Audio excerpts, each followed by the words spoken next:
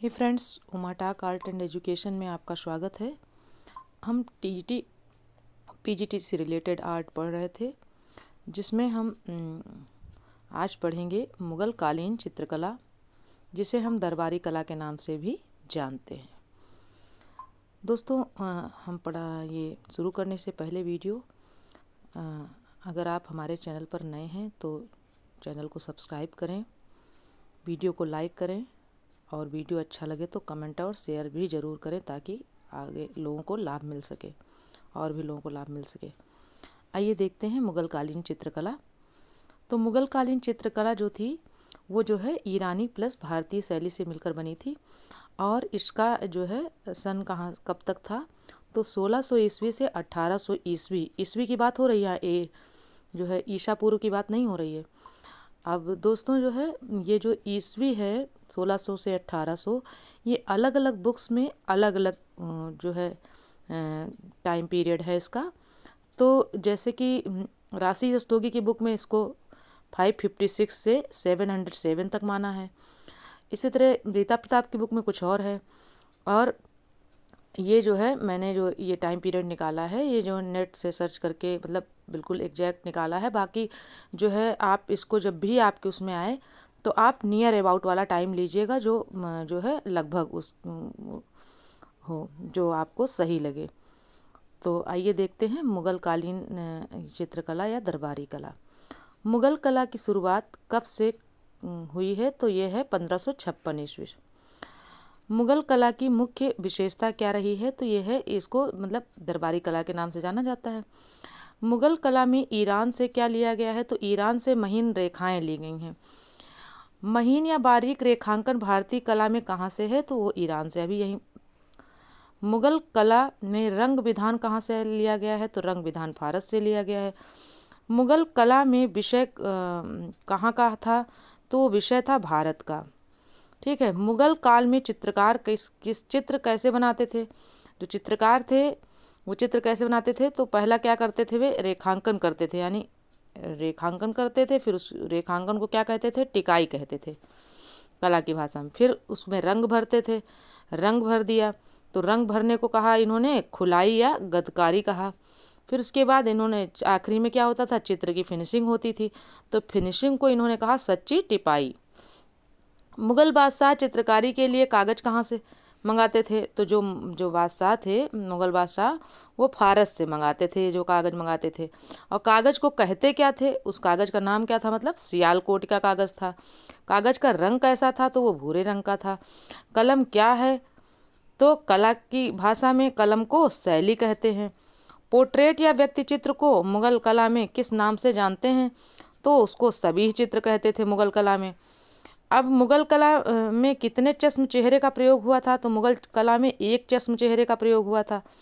भारतीय कला की रीढ़ की हड्डी किस कला को माना जाता है, तो वो था मुग़ल काल की कला को माना जाता था। आगे देखते हैं फ्रेंड्स। चित्रों में नाम लिखने की प्रथा कब से चली, तो वो मुग़ल काल से, अकबर के समय से। चित्रों में नाम लिखने की प्रथा कहाँ से आई, तो ईरान से आई। मुग़ल काल में एल्बम को क्या कहते थे, तो उसको कहते थे मुरक्का या चित्राधार कहते थे। मुग़ल काल में चित्रशाला देखने वाले को क्या कहा जाता था, जो चित्रशाला को देखता था उसको दरोगा कहते थे। मुग़ल काल में चित्रशाला को क्या कहते थे, यानी जो चित्रशाला थी तो उसको कारखाना कहते थे, और जो देखने वाला था उसको दरोगा कहते थे। मुग़ल कला में खटाई किसे कहा जाता था, तो खटाई कागज़ को कहा जाता था। मुग़ल शैली की चित्रण विधि किन नाम से जानी जाती है, तो वो है टिपाई, गदकारी, खुलाई, घुटाई आदि। मुग़ल काल में खत परताद किसके द्वारा दिखाया जाता था, तो खत परताद रेखाओं द्वारा दिखाया जाता था। बिंदु परताद किसके द्वारा दिखाया जाता था, तो बिंदुओं द्वारा दिखाया जाता था। मुग़ल काल में चित्रों की पृष्ठभूमि कैसी थी, तो हल्के रंग की थी। खुलाई अंतिम रेखांकन किस रंग से किया जाता था, खुलाई का मतलब होता है अंतिम रेखांकन, जो आखिरी में जो है पूरा चढ़ा दिया जाता है ब्लैक कलर से, तो उसे काले रंग से किया जाता था। मुग़ल शैली में रंग किससे बनाए जाते थे, तो वो फूल, पत्ती तथा खनिज से बनाए जाते थे। मुग़ल कला में रंग प्रायः पानी में घोले जाते थे, जिसमें क्या मिलाया जाता था, तो उसमें मिलाया जाता था गुड़, गोंद तथा अंडा। मुग़ल कला में रात्रि दृश्य अथवा वर्षा का वातावरण दर्शाने के लिए प्रत्येक रंग में काला रंग मिला देने पर उसे क्या कहते थे? यानी जब प्रत्येक रंग में काला रंग मिला देते थे तो कौन सा रंग बनता था, तो उसे क्या कहते थे? तो उसे बुता रंग कहते थे। चमकदार रंगों को क्या कहा जाता था? चमकदार रंगों को चूहचूहा का रंग कहा। मुगल काल में चित्रकार को क्या कहते थे? तो चित्रकार को कहते थे कलम करतार। चित्रकार की तूलिका को क्या कहते थे? तो कलम कहते थे। मुगल चित्रों में किसका अधिक समावेश है? यथार्थता का। मुगल कालीन भित्ति चित्र किसकी देन है? तो इटली की देन है। मुगल कालीन भित्ति चित्रों पर किस देश का प्रभाव है? तो इटली का है। मुगल कालीन भित्ति चित्र किस विधि से बनाए गए हैं? तो फ्रेस्को बूनो विधि से बनाए गए हैं। मुगल शैली का मूल आधार कौन सी शैली है? तो मुगल शैली का मूल आधार ईरानी शैली है। मुगल शैली में प्राकृतिक चित्रण कैसा है? तो वो स्वाभाविक है। मुगलों की दरबारी भाषा क्या थी? तो वो थी फारसी। मुगल शैली को जो वातावरण मिला वो कैसा है? वो भारतीय है। मुगल शैली के चित्र कैसे हैं? तो कथा प्रधान हैं। मुगल कला में कैसे चित्रों का अभाव है? तो धार्मिक चित्रों का। यानी जो मुगल कला थी उसमें धार्मिक चित्र बहुत कम बनाए गए थे। मुगल कला में कैसे चित्रों की अधिकता है? तो व्यक्ति चित्रों की। मुगल कला में चित्रों के किनारों पर किसका चित्रण किया जाता था? तो फूल पत्तियों का, यानी अलंकरण किया जाता था। काहे का? फूल पत्तियों का। मुगल शैली में जिन पशुओं का चित्रण हुआ है उनमें स्वाभाविकता और ऐतिहासिकता की प्रधानता किन चित्रों में पाई गई है? तो जंगली जानवरों के शिकार में। मुगल कला में बादशाहों के चित्र अधिकतर किस समय के बने हैं? तो जो बादशाहों के चित्र बनाए जाते थे वो ज़्यादातर जन्मोत्सव पर बनाए जाते थे। मुगलों के पूर्वज कौन थे? मंगोल, जो मध्य एशिया से आए थे। मुगल शैली पर प्रमुख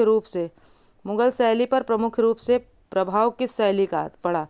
तो प्रमुख रूप से ईरानी शैली का प्रभाव पड़ा, विशेषकर हांसियों के अंकन में, यानी जो हांसिए खींचे जाते थे चारों तरफ, उसके अंकन में। मुगल शैली का पैतृक ग्रह कौन सा था? तो वो था ईरान। ईरानी शैली की विशेषता क्या है? तो आकृतियाँ ही उसकी विशेषता है। ईरानी फारसी मुगल कला का आदि स्रोत या जन्म स्थान कहाँ था? तो वो था समरकंद और हिरात। ईरानी या हिरात शैली का सबसे उत्तम चित्रकार कौन था? बिहजात था। बिहजात किस वंश का था? तो वो तैमूर वंश का था। बिहजात खूब पूछा जाता है और ये इम्पॉर्टेंट भी बहुत ज़्यादा है, और ये ईरानी शैली का बहुत महत्वपूर्ण जो है कलाकार था। बिहजात किस शासक का दरबारी चित्रकार था? तो जैसे पहले चित्रकार हुआ करते थे तो किसी न किसी के दरबार में रहते थे, किसी न किसी राजा के दरबार में। तो उनका क्या नाम था? बिहजात जिस दरबार में रहते थे, जिसके दरबारी मतलब चित्रकार थे, उनका नाम था सुल्तान हुसैन बेगरा मिर्जा का। बिहजात की शैली का क्या थी? तो बिहजात की शैली थी आलेखन। बिहजात कैसे चेहरे बनाने में निपुण था? तो दाढ़ी युक्त चेहरे, मतलब जिसमें दाढ़ी वाढ़ी बनी हो, वो ऐसे चेहरे बनाने में बहुत ज़्यादा निपुण था। ईरानी शैली में कितने चश्म चेहरे की अधिकता थी? तो वो थी 65 या 1.5 चश्म चेहरे की अधिकता थी। ईरानी चित्रों के रंग किस प्रकार के थे या किस प्रकार के हैं? तो वो चटकीले व सपाट थे। ईरानी चित्रों में नारी चित्रण पर कहाँ का प्रभाव था?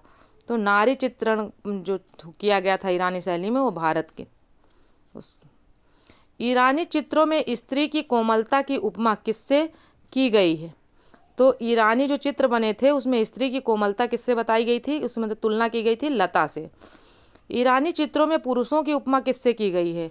तो पुरुषों की उपमा की गई थी सरों के वृक्ष से। ईरानी चित्र क्या प्रधान है? तो ईरानी चित्र में क्या प्रधान है? तो रेखा प्रधान है। ईरानी चित्र कैसा है? तो रेखा चित्र प्रधान है। ईरानी शैली में प्रकट चित्रण किस प्रकार हुआ है? तो ईरानी शैली में जो प्रकट चित्रण था वो पृष्ठभूमि पर हुआ है। मुगल काल में महिला चित्रकार कौन थी? मुगल काल में जो महिला चित्रकार थीं, आइए देखते हैं कौन कौन से चित्रकार हैं। नादिरा बानो, रुकैया बानो तथा शाइफा बानो। ये तीनों चित्रकार किसके चित्र बनाती थीं? तो हरम की बेगमों के चित्र बनाती थीं। हरम का क्या अर्थ है? हरम का अर्थ है रानियों का निवास स्थान। यानी हरम क्या है? हरम वो स्थान है जहाँ पर रानियाँ निवास करती हैं। मुग़ल शैली का पतन कब हुआ? तो मुग़ल शैली 18वीं सदी में इसका पतन हो गया।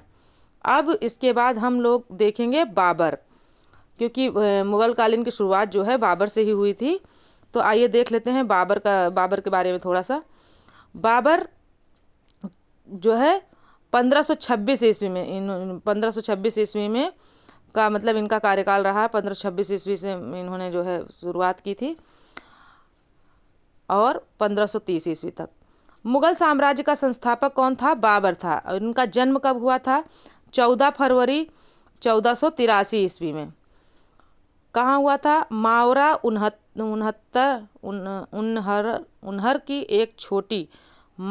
उनहर की एक छोटी सी रियासत फरगना में हुआ था। मेन ये बोला जाता है कि फरगना में इनका जन्म हुआ था, जो कि मध्य एशिया में पड़ता था। बाबर का पूरा नाम क्या था? तो बाबर का पूरा नाम था जहीरुद्दीन मोहम्मद बाबर। बाबर के पिता का क्या नाम था? तो उमर शेख मिर्ज़ा था, जो कि तैमूर वंशीय थे। बाबर की माता का क्या नाम था? तो कुतलुग निगार खानम, ये चंगेज वंशी थी। और 1507 ईस्वी में बाबर ने कौन सी पदवी धारण की थी? तो थी पादशाह की। बाबर किस भाषा का अच्छा ज्ञाता था? तो बाबर जो है तुर्की व फारसी भाषा, मतलब इसको तुर्की भी आती थी और फारसी भी आती थी। बाबर की आत्मकथा का क्या नाम था? तो बाबर की आत्मकथा का नाम था बाबर नामा, जिसको हम तुजुक ए बाबरी या वाकायत बाबरी भी कहते हैं। कला का पारखी होते हुए भी बाबर कला का विकास क्यों ना कर सका? क्योंकि उसके अंदर जो है साम्राज्य विस्तार की भावना थी, मतलब बहुत महत्वाकांक्षी था वो, अपने साम्राज्य के विस्तार में लगा हुआ था। शाह मुजफ्फर की किसमें चर्चा की गई है? तो जो शाह मुजफ्फर था उसकी चर्चा बाबरनामा में की गई है। अब शाह मुजफ्फर था कौन? शाह मुजफ्फर किस तरह के चित्र बनाने, यानी चित्रकार था। और वो किस तरह के चित्र बनाता था? यानी व्यक्ति चित्र का मतलब सभी चित्र, जिसको पोर्ट्रेट कहते हैं। शाह मुजफ्फर क्या बनाने में निपुण था? तो वो सादृश्य, मतलब हूबहू जैसे चित्र बना देता था। बाबर अपने साथ कौन सी पोथी लाया था? तो बाबर जो है अपने साथ शाहनामा लाया था, शाहनामा पोथी लाया था। शाहनामा में क्या चित्रित है? ईरानी राज दरबार चित्रित है। शाहनामा इस समय कहाँ सुरक्षित है? तो इस समय शाहनामा जो है रॉयल एशियाटिक सोसाइटी लंदन में। पानीपत का युद्ध कब हुआ था? तो पानीपत का युद्ध जो है 1526 ईस्वी में हुआ था। यहाँ से बाबर की महत्वाकांक्षा शुरू हुई थी और उसने अपना साम्राज्य बढ़ाना शुरू किया था। इस युद्ध में कौन विजयी हुआ था? तो इस युद्ध में बाबर विजयी हुआ था। इस चीज़ को जान लीजिए कि जो हम पढ़ रहे हैं ये बाबर, ये इतिहास से रिलेटेड नहीं है, जो आर्ट में इम्पॉर्टेंट है उसकी वजह से हम इसको पढ़ रहे हैं। इसको आप इतिहास के पॉइंट ऑफ व्यू से मत देखिएगा, आप इसको जो है आर्ट के पॉइंट ऑफ व्यू से देखिए। ओके। बाबर की मृत्यु कब हुई? तो बाबर की मृत्यु 27 दिसंबर 1530 ईस्वी में हुई। तुर्की से फारसी में अनुवादित बाबर की आत्मकथा किस नाम से जानी जाती है? वकायत ए बाबरी के नाम से जानी जाती है। इसका रचनाकाल था 1589 ईस्वी, यानी 1589 ईस्वी। शाहनामा ग्रंथ के लेखक कौन थे? तो शाहनामा ग्रंथ के लेखक फिरदौसी थे। तो आज बाबर का परिचय यहीं तक था, मतलब आर्ट के पॉइंट ऑफ व्यू से। आगे हम अगले वीडियो में जो है हम आपको इसके बारे में, मुग़लकालीन चित्रकला के बारे में और भी जानकारी देंगे। तो ओके दोस्तों, बाय बाय और अपना ख्याल रखिए। जय हिंद।